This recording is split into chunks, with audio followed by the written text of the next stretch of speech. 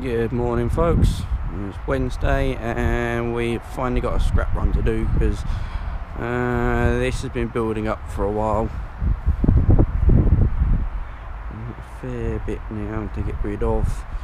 Don't quite think we're going to get it in there, so we're taking the Richards Land Rover and the trailer as well to help get what we can in. So let's see if we can squeeze in on this first run and go from there.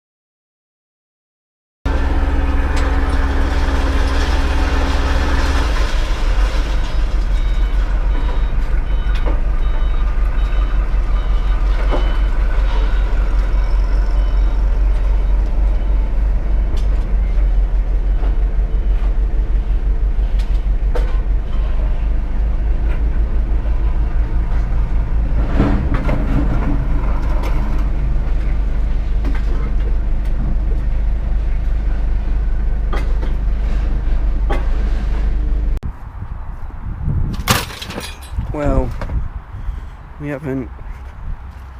done 3 runs. We haven't completely cleared it, but we've certainly thinned it out a lot. Like I am adding it to it now. A little bit of scrap from the workshop to put in there, start building up again, and wait till next time.